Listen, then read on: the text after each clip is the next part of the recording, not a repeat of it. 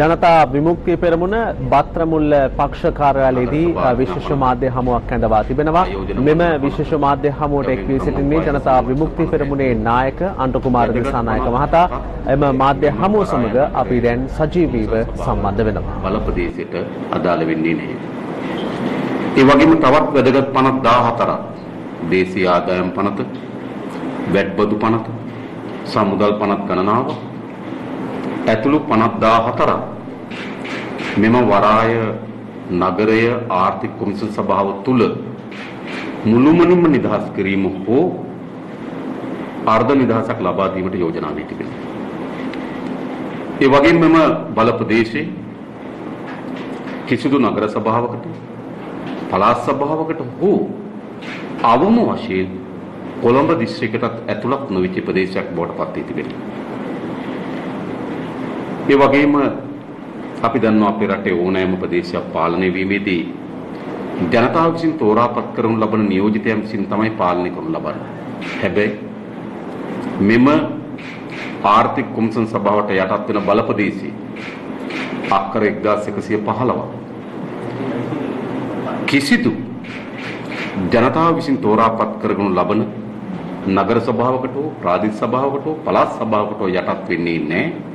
ඒ මුළුමනින්ම ජනාධිපතිවරයා විසින් පත් කරනු ලබන 5 දිනකට නොවඩු 7 දිනකට නොවැඩි කණ්ඩායමක් අතර මේ මුළු බලය ලැබෙනවා.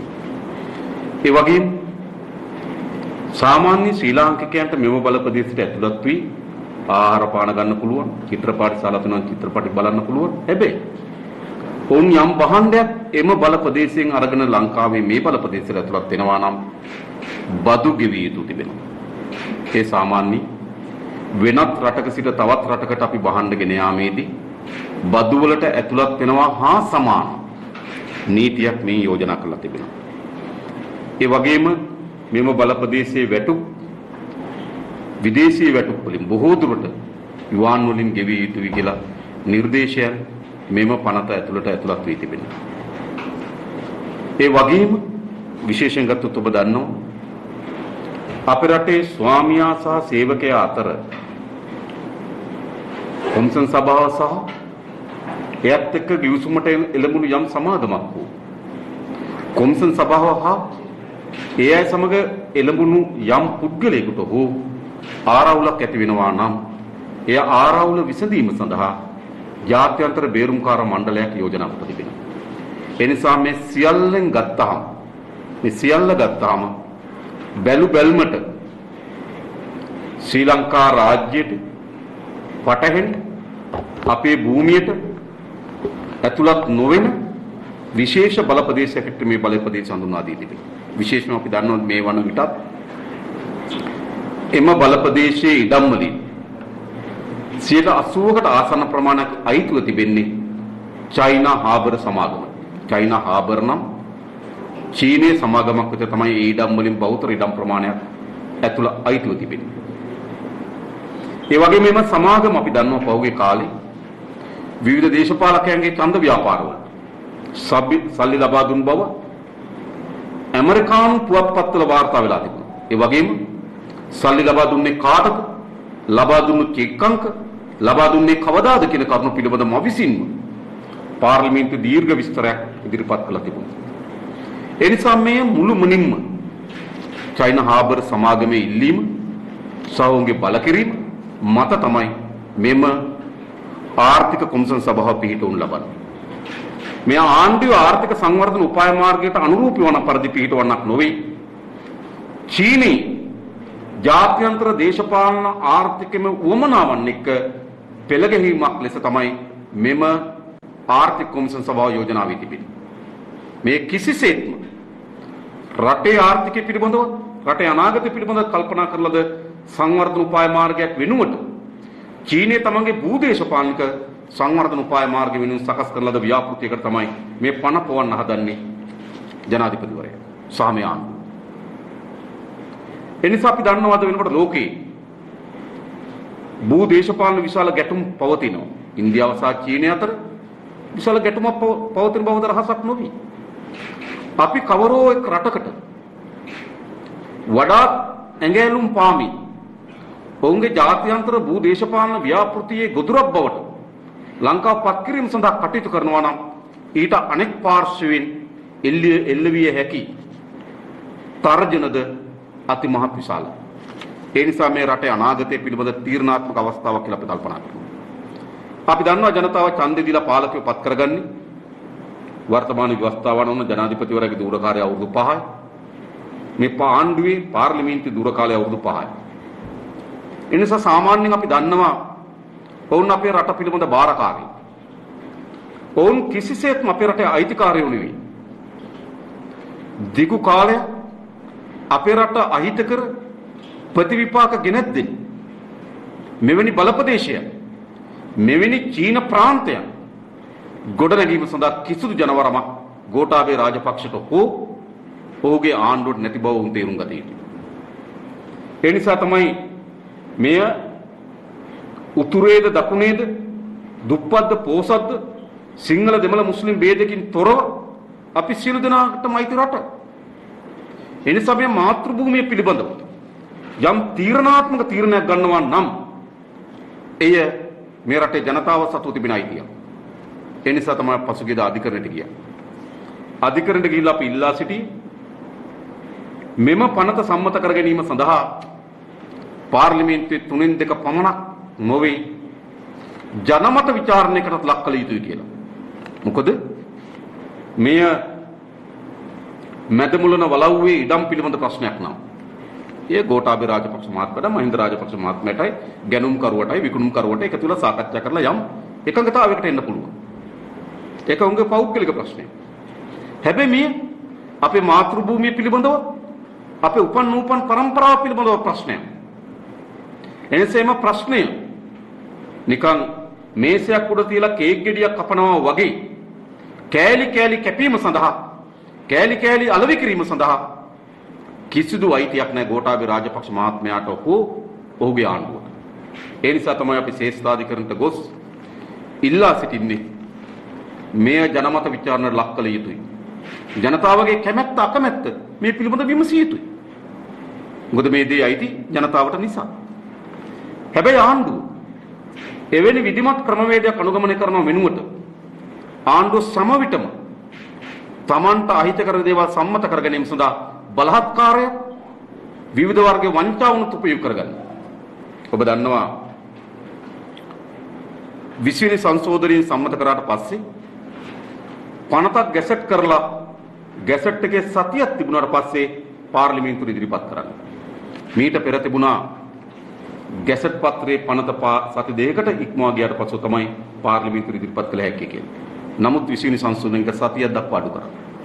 ඊළඟ එම සතිය ඉදිරිපත් කරාට පස්සේ පාර්ලිමේන්තුව ඉදිරිපත් කරාට පසුව තව සතියක කාලයක් ලැබෙනවා අධිකරණයට යන්න ඕනෑම පුරවැසියෙකුට. ඉතින් මේ පනත ඉදිරිපත් කරේ පහුගිය බ්‍රහස්පතින්දා. වැඩ කරන දිනයක් හැටියට තිබුණේ සිකුරාදා. ඔබ දන්නවා සාමාන්‍ය ප්‍රායෝගිකව ගත්තොත් බ්‍රහස්පතින්දා ඉදිරිපත් කරන පනතකට සිකුරාදා නඩු දාන්න බෑ. ඊළඟ සෙනසුරාදා ඉරිදා. සඳුදා නිවාඩු දිනයක් නොවුනත් නිවාඩු දිනයක් දිනු ලැබුවා. අඟහරුවාදා බදාදා සිංහල දෙමළ අලුත් අවුරුද්ද. ඒතර දින 6ක් ගත වී තිබෙනවා. එකම දිනය තමයි තිබුණේ මේ සඳහා විවස්ථානුකූලව නඩුවක් පැවරීම සඳහා එකම දිනේ තිබුණේ ඊයේ බ්‍රහස්පතින්දා විතරයි. ඔබ හිතන්න මේ රට පිළිබඳ තීරණාත්මක පනතක් මේ ආණ්ඩුව පාර්ලිමේන්තුවට ඉදිරිපත් කරේ දින 5ක නිවාඩු කාලයක් ඇතුළත් කොට. ඇයි මේ පිළිබඳ ශ්‍රේෂ්ඨාධිකරණයට යන්න තිබෙන අවස්ථාවත් අවුරන්න. අපි ස්තුතිවන්ත වෙන අපේ නීතිඥ කණ්ඩායමට. සමහර අය වුන් සිංහල දෙමළ අලුත් අවුරුදු වලට ගම්මාන වලට ගිහිලා තිබුණේ. ඔව් ගම්පිය සිච්චට නැවත කොළඹට ඇවිල්ලා මේ පිළිබඳ සාකච්ඡා කරලා ඊ අපිට පුළුවන්කම දෙමුණා නඩුවක් පවරන්න. ඒ නිසා ආණ්ඩුවේ පළවෙනි උපක්‍රමයේ බවට පත් උනේ ශ්‍රේෂ්ඨාධිකරණයට යන්න ඉඩ නොදී මේ සම්මත කර ගැනීම. ඊළඟ උපක්‍රමය මොකක්ද? ඊළඟ උපක්‍රමයේ තර්ජනීය බියගැන්වීම. ඔබ දන්නවා ඊයේ අභයාරාම පන්සලේදී මුරුත්තෙට්ටුවේ ආනන්ද නායක හාමුදුරුවන්ගේ මුලසුමින් පැවති මාධ්‍ය සාකච්ඡාවකදී විජේදාස රාජපක්ෂ පාර්ලිමේන්තු මන්ත්‍රීතුමා විසින් කරන ලද ප්‍රකාශයකට ජනාධිපතිවරයාගේ උරණ වීම අද ඔහු මාධ්‍ය සාකච්ඡාවක් කරා ප්‍රකාශ කළා තිබෙනවා. ඔහුගේ වචන වලින්ම ගත්තොත් දේශයෙන් වෛරයෙන් ආවේගයෙන් වෙවුලමින් පහත් වචනෙන් වෙනවැදුණා. ඔබට හැදෙන්න ඇති චිත්‍රය. දේශයෙන් වෛරයෙන් ආවේගයෙන් වෙවුලමින් පහත් වචනෙන් වෙනවැදුණා. කාටද මේ? විජේදාස රාජපක්ෂ. අපිට විජේදාස රාජපක්ෂගේ දේශපාලන පිළිබඳව විවේචනයක් තිබෙනවා. ඔහු වෙන දේශපාලන කඳවුරක, අපි වෙන දේශපාලන කඳවුරක. ඒ වගේම මේ ජනාධිපතිවරයා බලයට පත්වීමේදී විජේදාස රාජපක්ෂ මහත්මයාලා විශාල කාර්යභාරයක් ඉටු කරනු ලැබුවා. ඒ නිසා වර්තමාන ජනාධිපතිවරයාගේ බියවැද්දීම් තර්ජනයන් පිළිබඳව මේ අලුත් සාකච්ඡාවක් නොවේ. ඔහුට පැරණි ඔහුගේ ආරක්ෂක ලේකම් ධූරයේ කාලේ වංචා දූෂණ පිළිබඳ චෝදනා ඉල්ලුවා. ඒ පිළිබඳ නඩු අධිකරණ විභාග වෙමින් තිබුණා. ඒ වගේම ඔහු පැහැරගෙන යාම සුදුවේ සසමර ඝාතනයන් පිළිබඳව ඔහුට ඍජුව චෝදනා ඉල්ලුවා. ඒ නිසා විජේදාස රාජපක්ෂ මහත්මයාලා විශාල දායකත්වයක් සපයලා ගෙනාවේ එවැනි පැරණි කළු අතීතයක් තියෙන කෙනෙක්. ඒ වගේම විජේදාස රාජපක්ෂ මහත්මයා මේ වන විටත් මහින්ද රාජපක්ෂ මහත්මයා නායකත්වයේ දරන පොදු ජන පක්ෂය කියන පක්ෂයේ පාර්ලිමේන්තු මන්ත්‍රීවරයෙක්. ඔහු දැනටමත් වාඩි වෙන්නේ පාර්ලිමේන්තු ආණ්ඩු පක්ෂයේ මන්ත්‍රීවරයෙක් ලෙස. ඒ විතරක් නෙවෙයි ඔහු 20 වෙනි සංශෝධනයේදී 20 වෙනි සංශෝධන පක්ෂපාතීව ඡන්ද ප්‍රකාශ කරා. ඒ නිසා ඔහු ආණ්ඩු පක්ෂ නියෝජනය කරන පාර්ලිමේන්තු මන්ත්‍රීවරයෙක්. ඔහු තමයි මේ ප්‍රකාශ කරන්නේ. ඒ ප්‍රකාශ කරාට පස්සේ ජනාධිපතිවරයාගේ හැසිරීම දේශයෙන් වෛරයෙන් ආවේගයෙන් වෙවුලමින් පහත් වචනින් එවැනි පාර්ලිමේන්තු මන්ත්‍රීවරයෙකුට තර්ජන එල්ල කිරීමේ තත්වයට ජනාධිපතිවරයා ගමන් කර තිබෙනවා නම් අපේ රටේ සාමාන්‍ය පුරවැසියෙකුගේ ආරක්ෂාව පිළිබඳව ප්‍රශ්නයක් මතුවෙන්නේ නැහැ. ඒ විතරක් නෙවෙයි මා වගකීමෙන් කියන්නේ මේ ජනාධිපතිවරයා නැත්නම් ගෝඨාභය රාජපක්ෂ මහත්මයා ජනාධිපති පුටිය වාඩි වුණාට පසුව එල්ල කරලද පළමු තර්ජනයක් පළමු කෙනා විජේදාස රාජපක්ෂ නොවන බව අපි දන්නවා. ඔබ හිතන්න ජනාධිපතිවරයෙක් පාර්ලිමේන්තු මන්ත්‍රීවරයෙකුට යම් ප්‍රකාශයක් කරාට පස්සේ දුරකථනයෙන් බැනවදින තත්ත්වයක් මතුවී තිබෙනවා නම් ඒ රට කවර දිශාවකට ගමන් කරාවිද කියන සැකය අපිට තිබෙනවා. ජනාධිපතිවරට හොඳ අවස්ථා තිබෙනවා. මා මේ කියන එක පිළිබඳව ඔහුට ඔහුගේ පැත්තෙන් අදහස් ඉදිරිපත් කිරීම අයිතිය තිබෙනවා. විජේදාස රාජපක්ෂ මහත්මයා කියපු එක පිළිබඳව ඔහුට අදහස් ඉදිරිපත් කිරීම අයිතිය තිබෙනවා. විශේෂයෙන් ඔබ දන්නවා සාමාන්‍යයෙන් සතියේ ප්‍රවෘත්ති සාකච්ඡාව මාධ්‍ය සාකච්ඡාව එතුමාගේ තියෙනවා ගම සමග පිළිසඳර. ඉතින් ඊයේ කියපු එකට හෙට උත්තර දෙන්න තිබ්බා. ඔය කොහේ හරි ගමකට ගිහින්. එහෙමනේ කරන්නේ. එහෙම නැත්තම් රජයෙන් පඩිගෙව මහජනයාගෙන් පඩිගෙව නඩත්තු කරන මාධ්‍ය ඒකකයක් තිබෙනවා. ඒ මාධ්‍ය ඒකකෙන් ඒ පිළිබඳ ඔහුගේ පැත්තෙන් කරුණු ඉදිරිපත් කළ හැකියි. එහෙම නැත්නම් රජයේ ප්‍රවෘත්ති දෙපාර්තමේන්තුවක් තිබෙනවා. රජයේ ප්‍රවෘත්ති ප්‍රකාශනපත් කිරීම වෙනුවෙන්. ඒ නිසා මේ ප්‍රකාශය හරිද වැරදිද? ඒ අඩංගුව වෙනස් විය යුතුද කියන කරුණු පිළිබඳ ඔහුට ප්‍රකාශ කළ හැකියි. ඒ නිසා ගෝඨාභය රාජපක්ෂ මහත්මයා ජනාධිපතිවරයා ලෙස යම් മന്ത്രിවරයෙක්ව යම් පුරවැසියෙක්ව යමක් කියනවා නම් ඒ පිළිබඳව ප්‍රතිචාර දැක්වීම සඳහා අවස්ථා ගණනාවක් තිබෙනවා. ඔහුගේම ගම සමග පිළිසඳර ප්‍රතිචාර දැක්වීමේ අවස්ථාව බවට පත් කරගත හැකියි. ඔහුට ඔහුගේ ආයතනයන් හරහා ප්‍රතිචාර දැක්වීම අවස්ථාව බවට පත් කරගත හැකියි. එසේ නොකොට බියවද්දමින් තර්ජනය කරමින් නම් මේ ගමන යන්න සූදානම් කරමින් තිබෙන්නේ අර පෞගේ දවස්වල අමාත්‍යවරයෙක් ඉල්ලා හිටියනේ මේ මොකද්ද ඕට හිට්ලර් වෙන්න කියලා. ඉතින් සමහර විට නේද ඒ ප්‍රකාශයෙන් උද්දාමයට පත් වෙලාද කියන එක අපි දන්නේ නැහැ. ඒ නිසා අපි නැවත නැවතත් කියන්නේ ආණ්ඩුවට එරෙහිව එල්ල කරන යම් විවේචනයක් චෝදනාවක් පිළිබඳව මෙවැනි ගණේ මෙවැනි වර්ගයේ තර්ජනයේ බියවැද්දීමෙන් යටපත් කරන්න දරන උත්සාහය ගෝඨාභය රාජපක්ෂ මහත්මයාත් ඔහුගේ ආණ්ඩුවත් නතර කිරීම සඳහා තීරණයක් ගත යුතුයි. එයි අප මේ මතු කරන්න අපේ රට පිළිබඳ ප්‍රශ්නය. විශේෂයෙන් මේ දේශපාලන කඳවුර නිර්මාණය වුණේ ඔබට මතක ඇති. මේ දේශපාලන කඳවුර නිර්මාණය වුණේ දේශප්‍රේමීත්වය පිළිබඳව මහා ഘോഷාවකින්. ඇඟ කිලිපොලා යන හඬවල් අපිට ඇහුනේ කාලේ ඔබට මතක ඇති. ඒ නිසා රටේ මුර දේවතාවෝ දේශප්‍රේමීත්වයේ නේද රංගනේ මුසපත්තුණු කණ්ඩායමක් ලෙස තමයි සමාජගත කළා තිබුණේ. ඕන් විකිරීමට ඒ අභයාරාමාධිපති පූජ්‍ය මුරුත්තෙට්ටුවේ ආනන්ද හිමියන් අද මාධ්‍ය හමුවක් ඇඳවා තිබුණා. අපි යොමු වෙලා හිටියේ ජනතා විමුක්ති පෙරමුණේ මාධ්‍ය හමුවට බත්තරමුල්ල පක්ෂ මුලස්ථානයේ පැවති. ඒ මාධ්‍ය හමුවෙන් පස්සේ අපි දැන් යොමු වන්නේ මා කලින් සඳහන් කළ පූජ්‍ය මුරුත්තෙට්ටුවේ ආනන්ද හිමියන් කැඳවා තිබූ මාධ්‍ය හමුවට. මේ මාධ්‍ය හමුවේදී උන්වහන්සේ සඳහන් කළ කුමන අභියෝග පැමිණියත් ජනතා අවශ්‍යතාව වෙනුවෙන් පෙනී සිටින බව මේ එම මාධ්‍ය හමුවේදී පළ වූ තවත් අදහස්.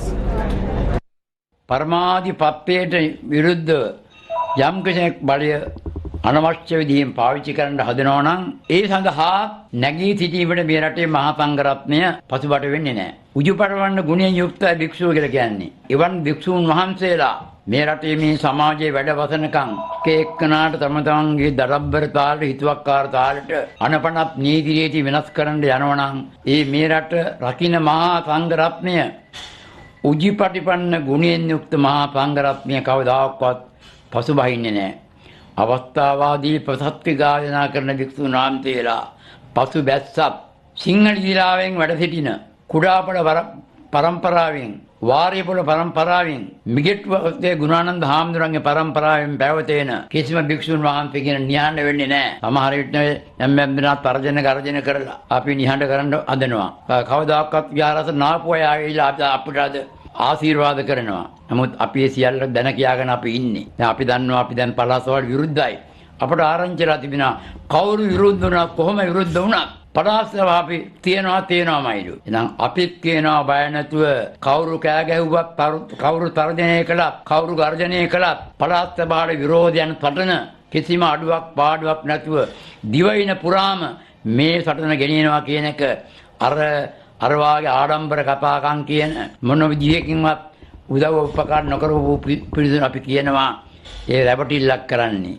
ඒ රැවටිල්ලට මහ ජනතාව ගොදුරු වෙන්නේ නැහැ කවදාවත්. කවුද හිටියේ මහින්ද රාජපක්ෂ ජනාධිපතිතුමා 2015 දී පෙරදිලා යනකොට කවුද එතුමා ළඟට හිටියේ? ඔය එක්කෙනෙක් එතුමා බලන්න ආවද? එතුමා ආරක්ෂා කරන්න ආවද? එතුමාගේ සෝදිය කෙව්වද? මේ රටේ අහිංසක ජනතාව බස් අරගෙන වාහන අරගෙන තංගල්ලට කාටට ගිහිල්ලා අපි එතුමාට ආශිර්වාද කළේ. ඒ ආශිර්වාදය මහින්ද රාජපක්ෂ මැතිතුමාට ජනතාවෙන් ලැබිච්ච ආශිර්වාදය අදත් පේනවා. යම් කිසි වෙලාවක එතුමාගේ ආශිර්වාද ජනතා ආශිර්වාදය නොලැබුණොත් එතුමත් මං හිතන්නේ වැඩි අපිට කියන්න පුළුවන් කමක් නැහැ. ඒ නිසා එතුමත් අපි ආරක්ෂා කරනවා. ජනතාව ආරක්ෂා කරනවා. රටත් ආරක්ෂා කරනවා. යම් දෙනාගේ තර්ජන ගර්ජන මර්ධන වලට බීතියෙන් බයෙන් අපි හැංගෙන જાතියකුත් නෙමෙයි. අපි කතා කරන જાතියකුත් මේ කියන එක මේ අවස්ථාවේ පැහැදිලිව අපි අපේ පාලකින්ද අපි කියන්නට ඕනේ. රට රකින්න ඕනේ. ගෝඨාභය ජනාධිපතිතුමාගේ සෞභාග්‍යවත් තරස්ම ඉදිරියට යන්න අපි 100%ක් උදව් කරනවා. 100%ක් අපි උදව් කරනවා. අපි එතනින් බැහැ වෙලා නැහැ.